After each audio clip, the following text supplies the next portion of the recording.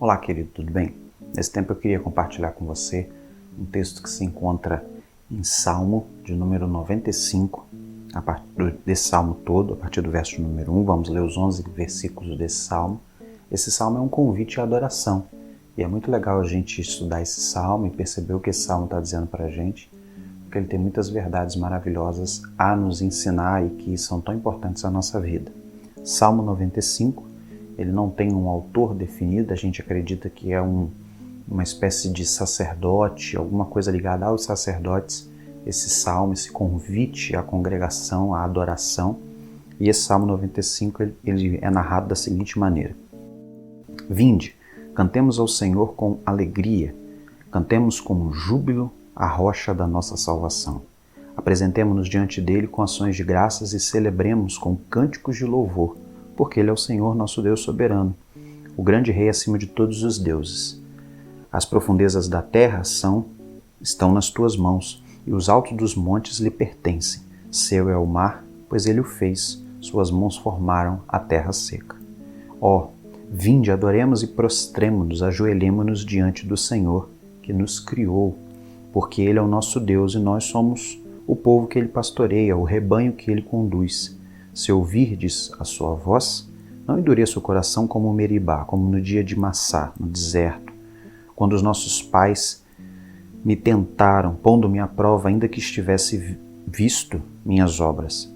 Durante 40 anos, indignei-me contra aquela nação e disse: é um povo de coração obstinado, não anda nos meus caminhos.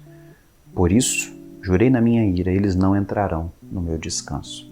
Vale lembrar que esse texto está se referindo à história de que o povo foi infiel e por causa da infidelidade do povo, por causa da recusa do povo de confiar em Deus e de ouvir a palavra de Deus e possuir a terra prometida, o povo acabou não entrando nessa terra e permaneceu perambulando pelo deserto durante 40 anos. Interessante esse salmo porque esse salmo é um convite à adoração e ele tem elementos singulares para a gente fazer uma análise bem legal e um estudo bem legal da palavra de Deus para a gente. Ponto número 1 é que, como nós falamos, esse salmo ele é um convite, ou seja, é um chamado que provavelmente um líder religioso está fazendo para que toda a nação venha e cante louvores ao Senhor com alegria e que esses louvores sejam simbolismos ou sejam declarações de confissão a respeito de quem é Deus. Vale lembrar que algumas versões diz que se devia apresentar a Deus cânticos e hinos que enaltecessem a sua pessoa e a sua vitória. Algumas versões dizem, vitoriemos a esse Deus. E é interessante que isso tem uma singularidade com relação aos deuses antigos, com os reis antigos, porque quando os reis saíam à batalha e voltavam vitoriosos de seus triunfos, de seus confrontos, das guerras que eles tinham, que eles travavam, protegendo suas terras ou conquistando novas terras, a nação, quando recebia o rei novamente, cantava louvores a esses reis, justamente salmodiava esses reis com esses cânticos de vitória, cantando e parafraseando em versos e em construções poéticas essas vitórias, esses confrontos e esses momentos memoráveis desses reis.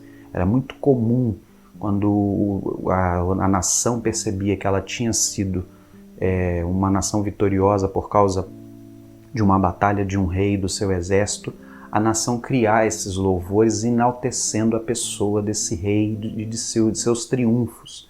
E é interessante como que esse simbolismo e essa percepção cultural, essa ação cultural de enaltecer a pessoa de um rei nos seus triunfos, nas suas batalhas, nas suas glórias, é também colocado como um paralelo ou é transferido para a adoração do próprio Deus de Israel. A proposta de cantar louvores, de cantar a vitória desse Deus, de reconhecer os atos poderosos, os feitos poderosos e maravilhosos desse Deus, que é citado nesse salmo, que é um Deus que tem dois elementos fundamentais que constituem a pessoa de Deus e obviamente fundamentam a nossa adoração, tanto do povo de Israel como a nossa até hoje, e sempre vai ser assim, porque Deus é imutável, é a percepção de Deus como Criador de todas as coisas. Deus é um Deus criador e tudo é obra de suas mãos, como o autor do Salmo mesmo vai dizer, a profundeza do mar, a terra seca, tudo pertence a Ele, e também que Ele é soberano, ou seja, Ele está acima de tudo e de todos. Até mesmo diante dos outros deuses, o nosso Deus é maior. É interessante que essa analogia de que o nosso Deus é maior, mesmo que exista outros deuses, também era uma coisa cantada pelos povos antigamente em seus triunfos, quando eles diziam que o seu rei era maior do que todos os outros reinos. O seu rei era maior que todos os outros reis e o seu reino era muito mais esplendoroso e glorioso do que os outros reinos. Assim como também os deuses desses lugares também eram maiores do que os deuses de outro lugar. Vale lembrar, por exemplo, que quando Davi luta contra Golias, se você prestar atenção na narrativa do texto, você vai ver Golias muitas vezes e o povo filisteu enaltecendo a pessoa de Golias como um enviado dos deuses filisteus.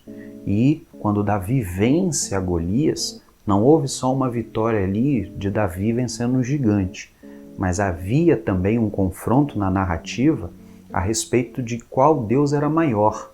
Por isso você vê Davi, por exemplo, dizendo a frase: você batalha comigo com lanças, espada e escudo, mas eu vou lutar contra você em nome do Senhor Deus dos exércitos. Eu lutarei com você defendendo o Deus verdadeiro.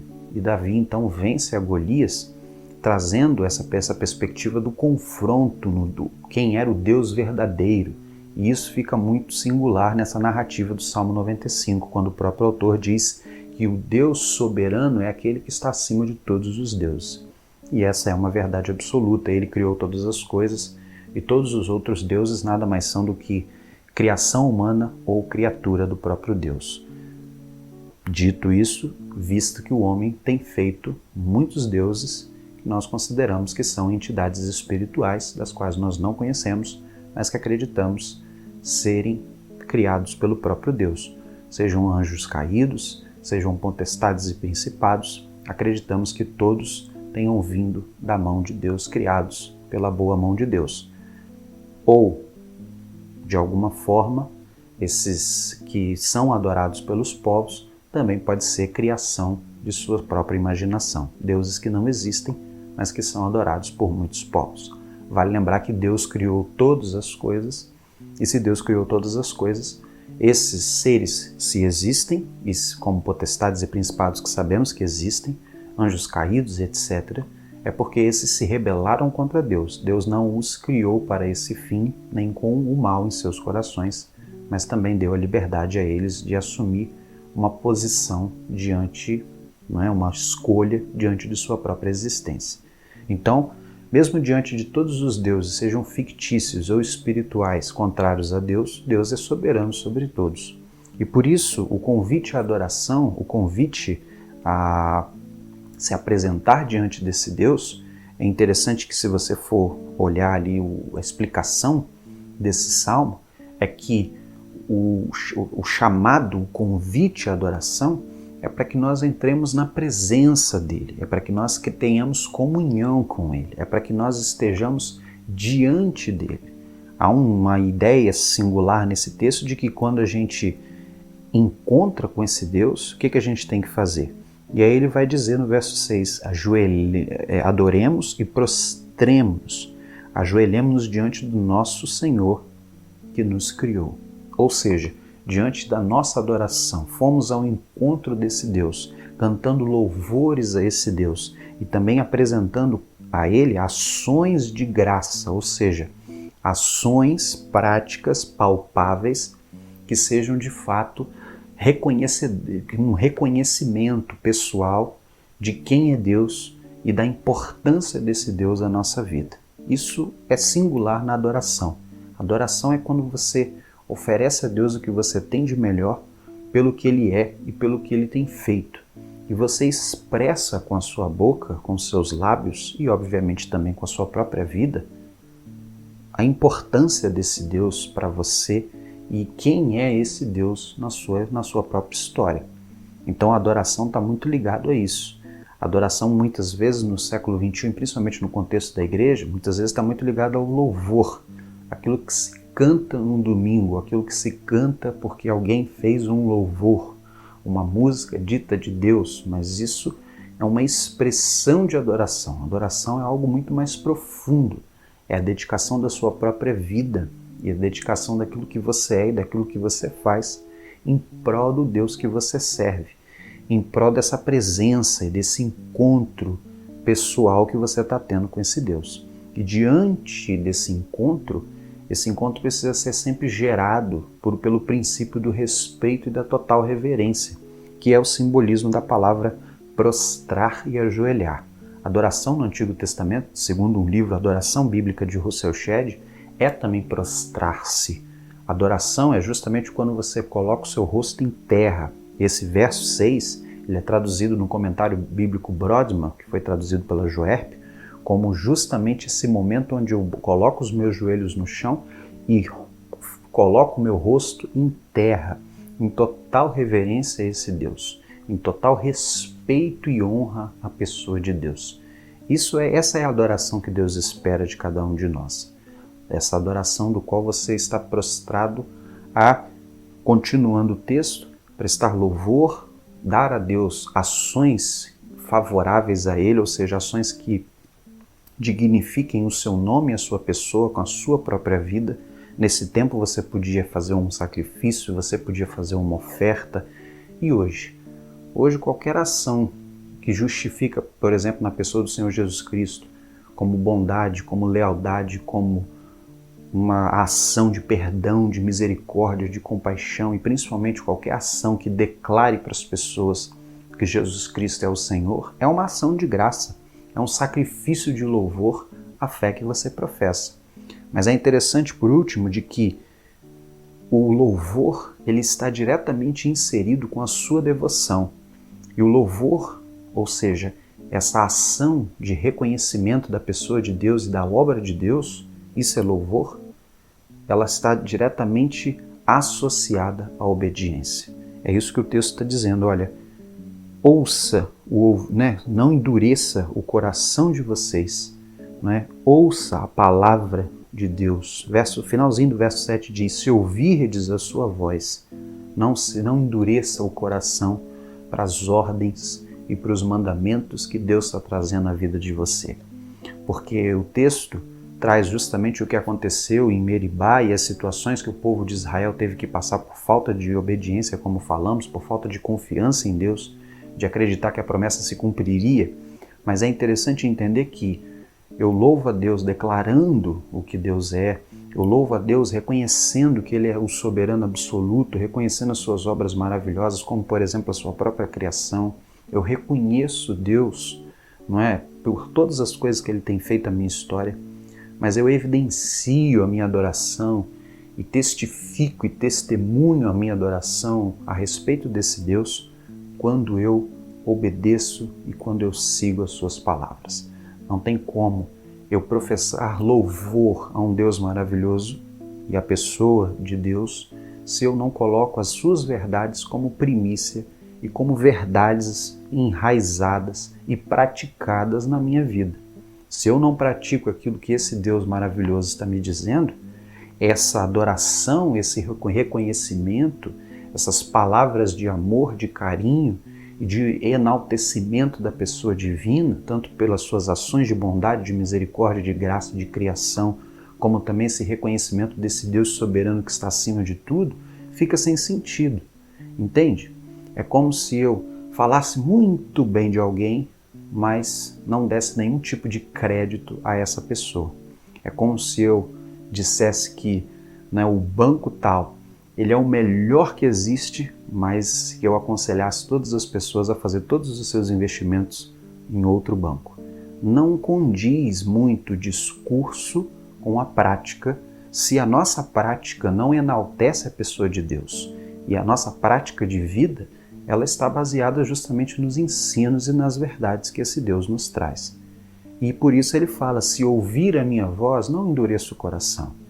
Os meus mandamentos, como ele mesmo vai dizer na Bíblia, não são penosos. Os desafios que eu lanço a vocês são desafios. muitas vezes perdoar, não é? Muitas vezes amar o inimigo, como no Novo Testamento, muitas vezes confiar que eu possa entrar num lugar e possuir esse lugar, como no Antigo Testamento, a história, mesmo que esse lugar tenha gigantes, como foi declarado no texto, mesmo que tenha todos os desafios à minha frente, se Deus está me orientando a fazer o que é certo, o que é correto, segundo os seus olhos, isso precisa ser uma verdade colocada em prática na minha vida, senão o meu discurso de um adorador e de uma pessoa que louva a Deus vai estar completamente desconectado com a prática desse adorador. E no fim das contas, a minha adoração ela é vazia. Então o salmista nos convida a uma adoração que seja de palavras, de reconhecimento no nosso coração, mas também de prática, dia a dia, visível, tangível a Deus e às pessoas, de que nós adoramos e servimos o Deus verdadeiro, Criador de todas as coisas e soberano sobre todos os deuses que existem. E que esse discurso associado à prática evidencie a beleza do nosso Deus e a importância das verdades que Ele ensina para cada um de nós. É assim que nós passamos a verdade desse Deus às outras pessoas. Quando as pessoas percebem que a verdade que nós cremos e que nós confiamos, a verdade que nós professamos, ela faz sentido na nossa vida e na nossa história. Vamos orar? Deus, a gente agradece, ó Pai, porque o Senhor tem sido bondoso conosco e te pedimos que o Senhor continue a nos abençoar, a fazer com que sejamos adoradores verdadeiros, sejamos sempre, ó Deus, convidados, como texto, a adorar ao Senhor, reconhecendo, ó Deus, as Tuas obras, o que o Senhor faz, quem o Senhor é, mas também reconhecendo que nós precisamos colocar, ó Deus, as Tuas verdades, a Tua palavra, como primícia na nossa vida.